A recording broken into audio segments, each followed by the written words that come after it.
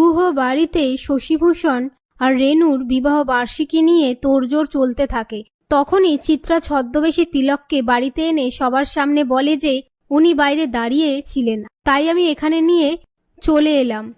আমাদের বাড়ির ওপর থেকে যা যাচ্ছে আমি ভাবলাম ওনার পায়ের ধুলো পড়লে হয়তো কিছু ভালো হবে।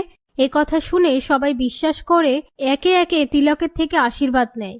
তারপর চিত্রা রেনুকে বলে এত রাত হয়ে গেছে, উনি কি এখানেই থাকবেন? রেনু বলে এত রাতে আর কোথাও যাওয়ার দরকার নেই।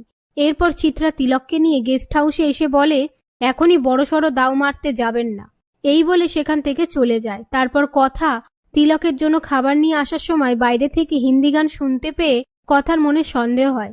এরপর কথা তিলকের ঘরে এসে দেখে তিলক ধ্যান করছে। তারপর তিলক কথাকে বলে তুই আমাকে সন্দেহ করছিস? আমি কিন্তু সবার মন পড়তে পারি। কথা তখনই কথাগুলো ঘুরিয়ে দেয়। এরপর কথা তিলকের গলায় জরুল দেখতে পেয়ে আপন মনে বলে এটা তিলক, কিন্তু এটা কি করে হয়? ও তো হাসপাতালে অসুস্থ অবস্থায় ছিল, আমি একটু বেশিই ভাবছি। এই বলে সেখান থেকে চলে যায়। পরের দিন সকালবেলায় শশীভূষণ আর রেনুর বিবাহবার্ষিকীর অনুষ্ঠান শুরু হয়।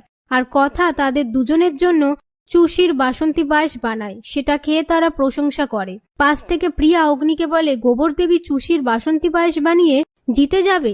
ঠিক তখনই অগ্নি রেনুকে বলে সকালের আয়োজনটা কথারা করেছে, আমরা কিচ্ছু বলিনি, কিন্তু রাতের আয়োজন আমরা কায়দা কানুনটা করব। তারপর তুমিই বিচার করো কাদেরটা বেটার হয়, আমাদেরটা না ওদেরটা।